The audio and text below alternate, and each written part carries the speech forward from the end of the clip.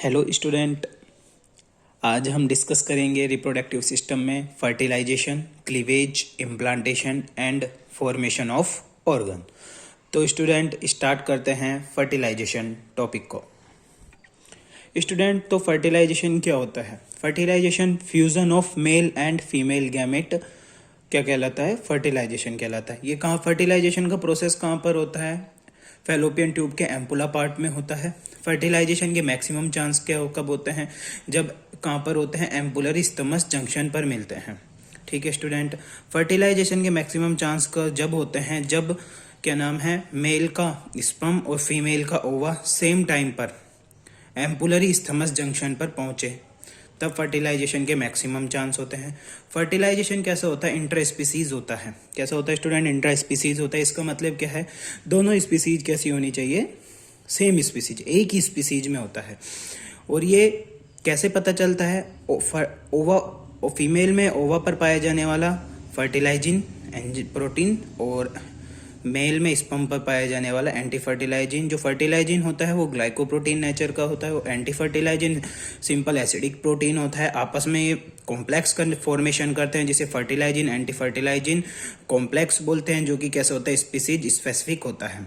जो student egg होता है वो बड़ा होता है किससे? स्पर्म की तुलना में। आप देख रहे हैं फर्टिलाइजेशन में 4 स्टेप में कंप्लीट होता है।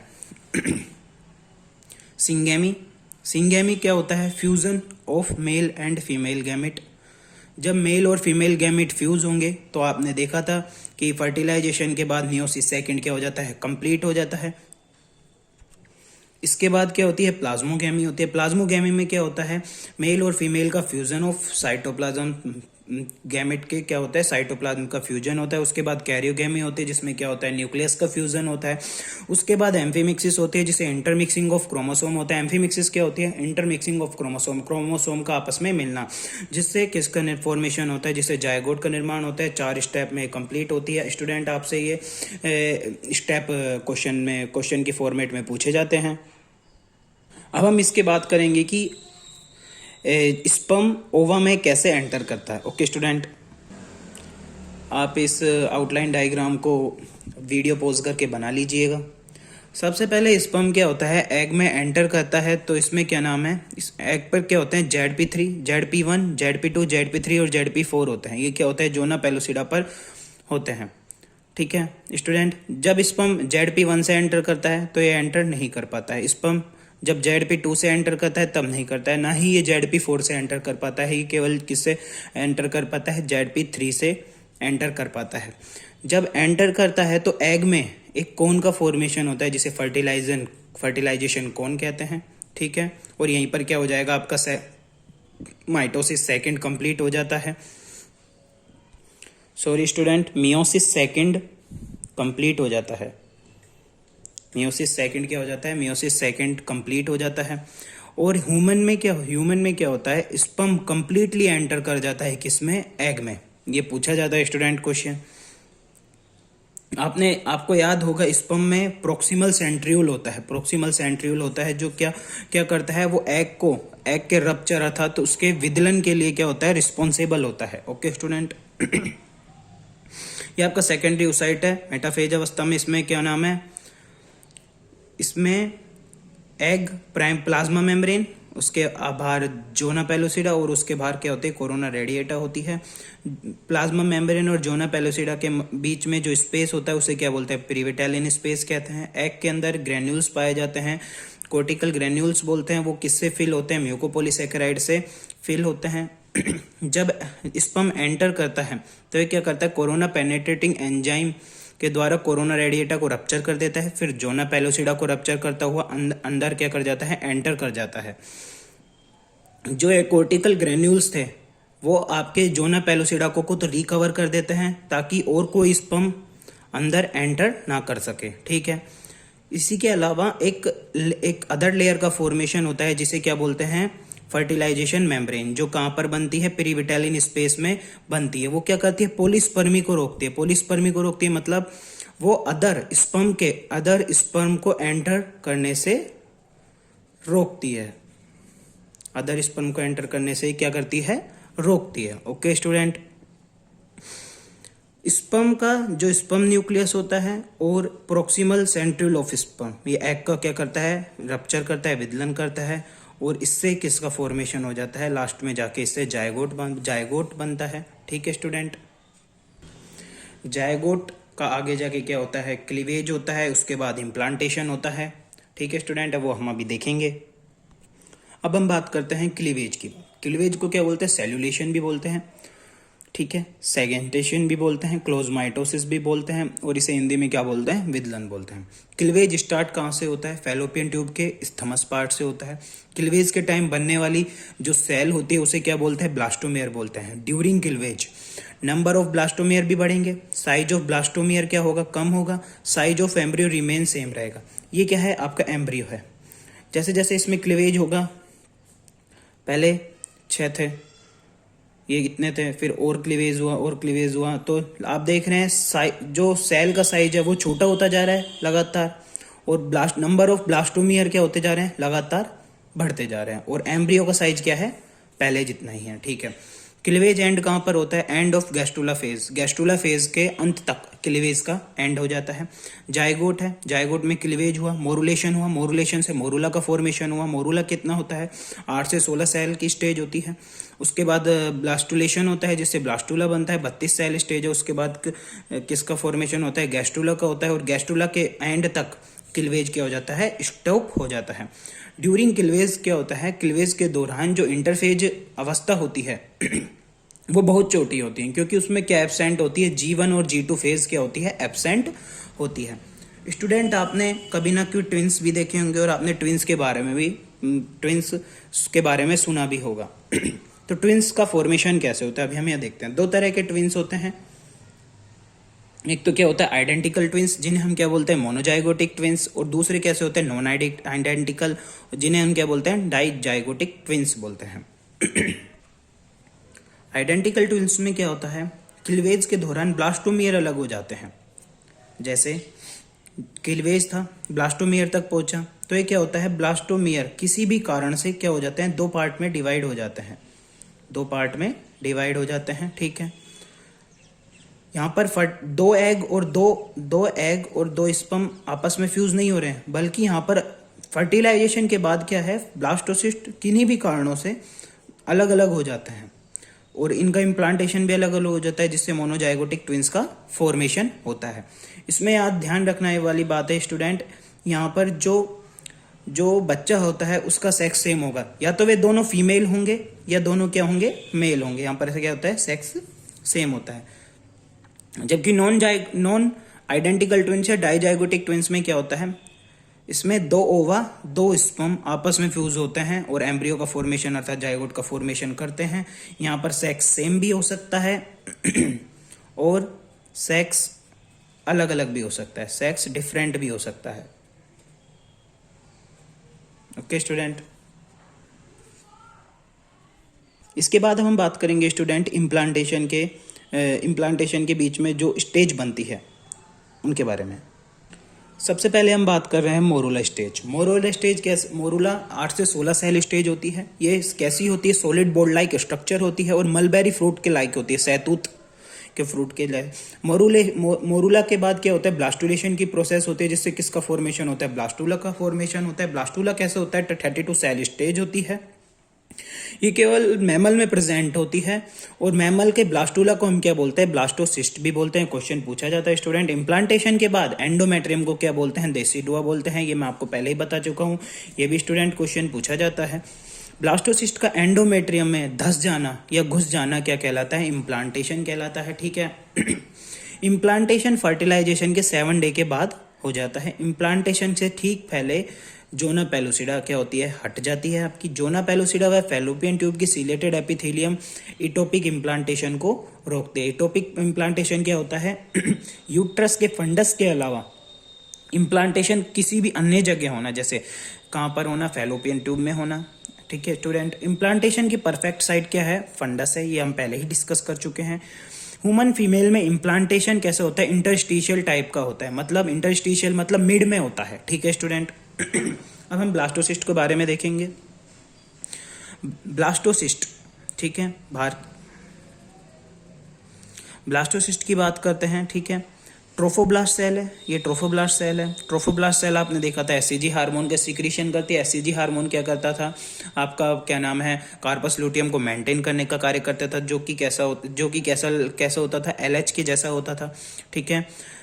इसके अंदर की तरफ कौन सी सेल बनते हैं, इनर सेल मास बनते हैं, जो कि कैसी होती है, स्टेम सेल होती है, जो कि पूरे एम्ब्रियो का फॉर्मेशन करने में क्या होती है, सक्षम होती है। एम्ब्रियो फॉर्मेशन करने में क्या होती है, पूरी तरह सक्षम होती है। इसके अलावा वे सेल जो ट्रोफोब्लास्ट के कांटेक्ट में होते हैं, किसकी सेल, इनर सेल मास की, वे सेल जो ट्रोफोब्लास्ट कोशिकाओं के संपर्क में होती है, अर्थात टच में होती है, उसे क्या बोलते हैं, सेल ऑफ रोबर या एमनियोजेनिक सेल भी बोलते हैं। ये स्टूडेंट क्वेश्चन पूछा जाता है आपसे। जो ब्लास्टूला की जो कैविटी होती है उसे क्या बोलते हैं, ब्लास्टोसील बोलते हैं। ब्लास्टूला के बाद आपकी फेज आती है गैस्ट्रूला। गैस्ट्रूला में क्या होता है, गैस्ट्रूला में मॉर्फोजेनिक मूवमेंट होते हैं, डिफरेंशिएशन ऑफ ब्लास्टोमियर होता है, ठीक है। मॉर्फोजेनेटिक मूवमेंट से मतलब क्या है, यहाँ पर दो प्रोसेस होती है, एक इपिबोली और एक इम्बोली। इपिबोली में क्या होता है, एक्टोडर्म में होता है उसमें सॉरी स्टूडेंट, इपिबोली में एक्टोडर्म में जो ब्लास्टोमियर होता है उसका कैसी गति होती है, उसकी अमीबॉइड मूवमेंट होता है। तो इपिबोली प्रोसेस से एक्टोडर्म का फॉर्मेशन होता है। इसी तरह ब्लास्टूला में क्या नाम है, अमीबॉइड गति होती है, तो इम्बोली प्रोसेस होता है, उससे एंडोडर्म और मेसोडर्म। इसे सीधा याद रखने का तरीका है, ईपी मतलब ऊपर, तो सबसे पहले एक्टोडर्म, एम्बोली में एंडोडर्म और मेसोडर्म। स्टूडेंट यहाँ पर एक ध्यान रखने वाली बात है, सबसे पहले जो बनने वाली लेयर होती है वो कौन सी होती है, एंडोडर्म होती है, ना कि एक्टोडर्म। सबसे पहले जो लेयर बनती है मॉर्फोजेनेटिक मूवमेंट के टाइम पे वो कौन सी होती है, एंडोडर्म होती है, कंप्लीट हो जाती है। स्टार्ट कौन सी होती है, एक्टोडर्म होती है, ठीक है। और बनकर तैयार कौन सी होती है, एंडोडर्म होती है। एंडोडर्म, एक्टोडर्म, मेसोडर्म में आपसे पूछा जाता है, ठीक है स्टूडेंट। अब हम देखेंगे कि इम्प्लांटेशन कैसे होता है। इम्प्लांटेशन, इस डायग्राम को बना लीजिएगा। इम्प्लांटेशन क्या होता है, सबसे पहले एग, ओवरी से एग रिलीज होता है, वो कैप्चर कौन करता है, फिम्ब्रिक करता है, वो पास से होता हुआ यहाँ पर एम्पुला तक आता है। एम्पुला स्थरीमस जंक्शन पर क्या होता है, स्पर्म ओवा आपस में फ्यूज होता है, जिससे सेकेंडरी मियोसिस क्या होता है, कंप्लीट होता है। और सेकेंडरी oocyte किसका फॉर्मेशन कर लेता है, 2 सेल स्टेज एम्ब्रियो का फॉर्मेशन करता है। ये धीरे धीरे डेवलप होता है, जिससे 8 से 16 सेल स्टेज एम्ब्रियो बनता है, जिसे मोरोला बोलता है। और उसके देन फर्दर किसका निर्माण होता है, ब्लास्टोसिस्ट का निर्माण होता है, जो 32 सेल की होती है। ये क्या है, यूट्राइन मिल्क है, ये म्यूकस प्लग है, जो म्यूकस का सिक्रेशन इसका करते हैं, ठीक है। ये इसमें आने के बाद क्या होता है, यहाँ पर इसका क्या होता है, इम्प्लांटेशन होता है। ये क्या है स्टूडेंट, कोरियोनिक फ्रोंडोसोम होते हैं। स्टार्टिंग में ये ब्लास्टोसिस्ट के क्या होता है, स्टार्टिंग में जो कोरियोनिक फ्रोंडोसोम होते हैं वो चारों तरफ होते हैं, लेकिन इम्प्लांटेशन के बाद केवल ये कहाँ पर हो जाते हैं, केवल एक तरफ रह जाते हैं, ठीक है। और इन्हें क्या बोलते हैं, कोरियोनिक फ्रोंडोसोम बोलते हैं। स्टार्टिंग में इन्हें क्या बोलते हैं, कोरियोनिक विलाई बोलते हैं, और बाद में इन्हें क्या बोलते हैं, कोरियोनिक फ्रोंडोसोम।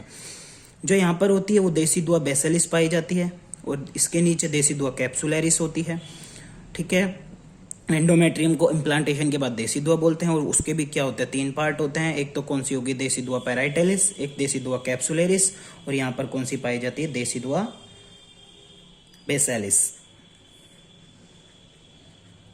ठीक है।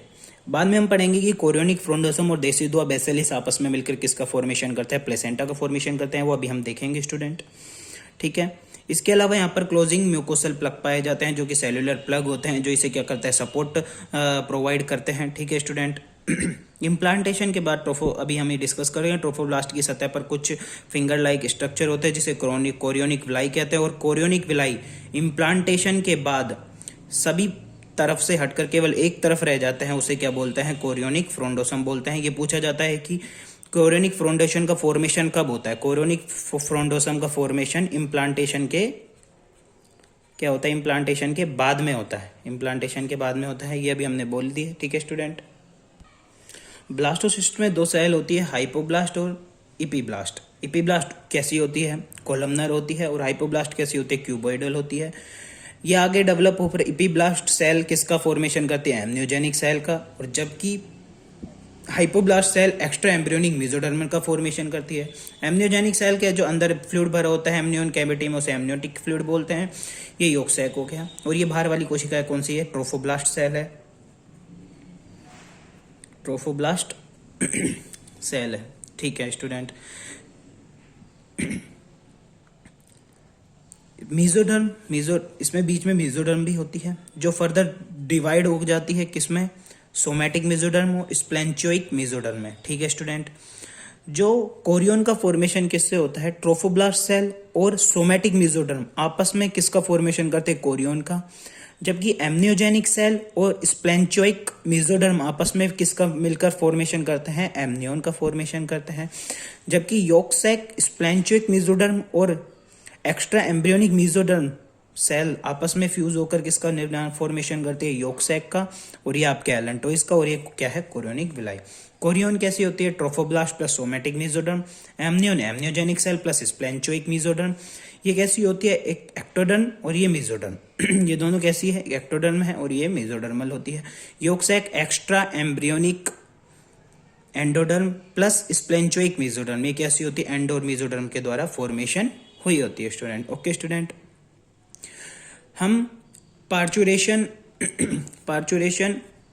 अम्बिलिकल कॉर्ड और प्लेसेंटा डिस्कस करने से पहले एक छोटा सा टॉपिक हम डिस्कस कर लेते हैं, जिसे कौन सा है, फॉर्मेशन ऑफ ऑर्गन। इसके स्टूडेंट सिंपल सी ट्रिक है, HLD go Maharashtra fees. Student simple सी ट्रिक है, ये क्या है, 1 month, 2 month, 3 month, 5 month, 6 month. 4 month मैंने यहाँ कंसिडर नहीं किया, ध्यान रखना। 1 month, 2 month, 3 month, 5th month, 6th month. ठीक है स्टूडेंट, H का मतलब क्या है, heart, limbs, digit, genital, organ, movement, hair on head, fine hair, eyelid, eyelash. First month में क्या किसका फॉर्मेशन होता है, हार्ट का। सेकंड मंथ में लिम्स और डिजिट का फॉर्मेशन होता है। थर्ड मंथ में जेनाइटल ऑर्गन का डेवलपमेंट स्टार्ट हो जाता है, और ये कंप्लीट कहाँ पर होता है, लास्ट थर्ड मंथ के लास्ट तक कंप्लीट हो जाता है। और 5th मंथ के लास्ट तक क्या नाम है, जो बच्चा होता है वो मूवमेंट करना स्टार्ट कर देता है, और सर पर क्या आ जाते हैं, बाल आ जाते हैं। और 6th मंथ के लास्ट तक फाइन हेयर, आईलिड और आईलैश का फॉर्मेशन हो जाता है। जो 4th मंथ में होता है उसमें क्या होती है, मैक्सिमम ग्रोथ होती है। जबकि फर्स्ट फॉर्म ऑर्गन, सबसे पहले बनने वाला ऑर्गन कौन सा होता है, हार्ट होता है। और फर्स्ट डिफरेंशिएट ऑर्गन कौन सा होता है, ब्रेन होता है। स्टूडेंट आज के लिए इतना ही। अगली नेक्स्ट वीडियो में हम इस चैप्टर को क्या कर देंगे, कंप्लीट कर देंगे। ठीक है स्टूडेंट, अपने दोस्तों के साथ वीडियो को शेयर करें, लाइक करें,